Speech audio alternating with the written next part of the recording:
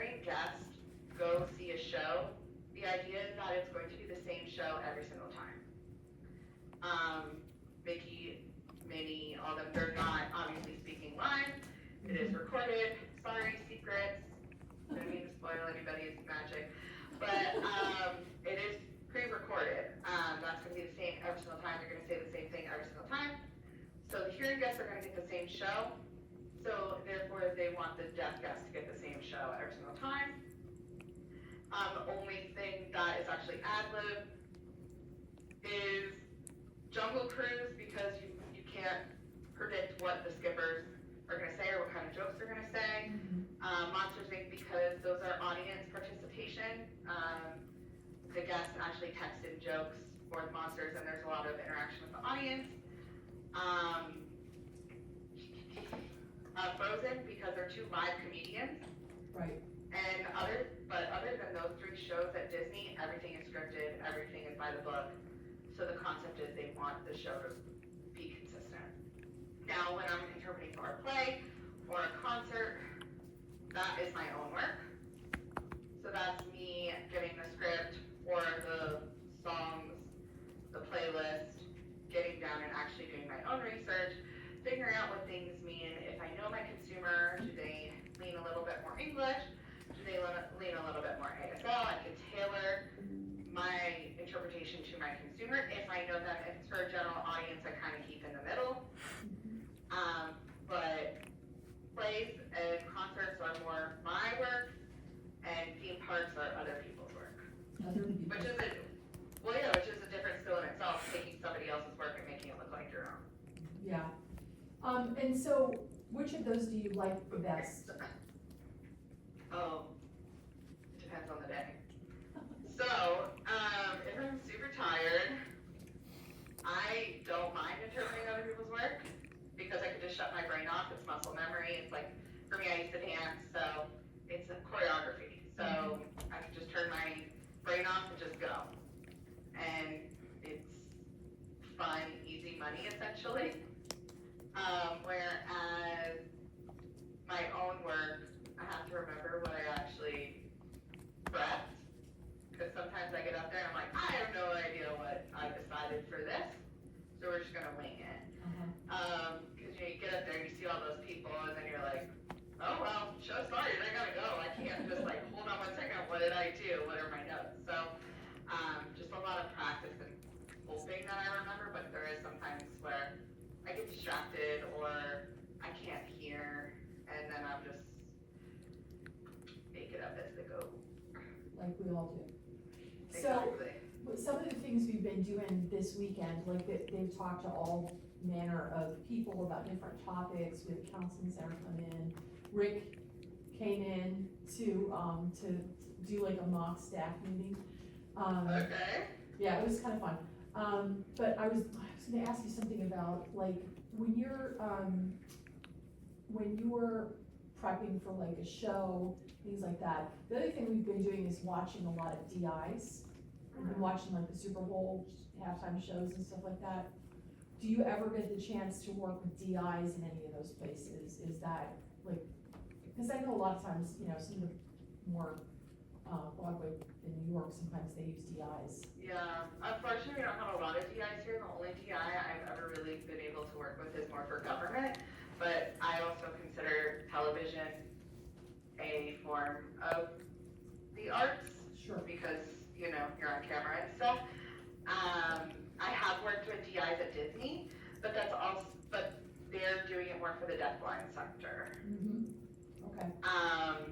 So anytime a deafblind guest comes, they can request interpreting services, and they will provide a deaf interpreter to be with them during the shows and do tactile, pro-tactile, whatever they need. They provide a team for them, and they'll copy sign what we do.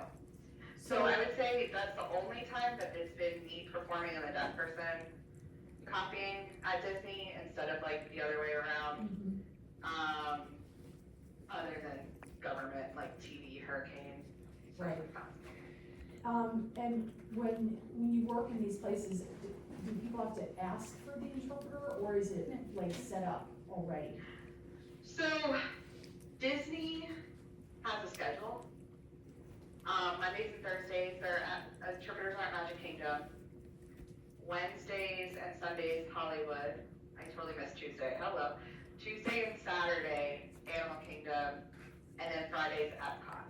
So they have a set schedule. You can find it online if you Google Disney's sign language interpreters, and then click the link and you can see current schedule. They have a schedule that they ideally want you to follow. Now, caveat, if you make a park reservation on a different day for a different park, and it's at least 2 weeks in advance, you can reach out to Services for Guests with Disabilities, and they'll provide you interpreters for whatever day you're going to the other park. Got it. I know Universal does shows, they're there every day though, but Universal hires their own interpreters, where SeaWorld and Disney go through an agency. So Universal, they have their own interpreters on site every single day, either doing the shows, checking in with team members, etc. SeaWorld does this thing now called ASL Saturdays. So if you guys are interested, the first Saturday of every single month, interpreters are there. We are there without request. There's a schedule on the app, and you just follow the schedule that the interpreters are there. You can't request anything extra ASL Saturday, but at the same time, there's 3 interpreters, and we're running around. I will actually be there this Saturday, well, not this Saturday, hello, the 1st, I don't know what day it is.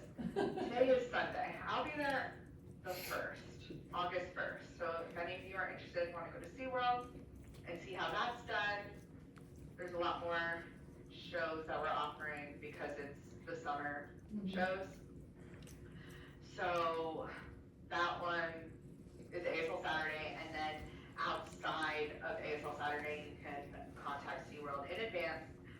They used to be same day, which was really cool, but now it's advanced, and they'll provide an interpreter for you. But it used to be you could just go to guest services and say, hi, I'm deaf, I need an interpreter, and they would call us, and we would just go to SeaWorld. And you would show up. So when you work at any of these places, and like, let's say you're doing, the Lion King show or whatever, do you have to wear a uniform or costume or any of that?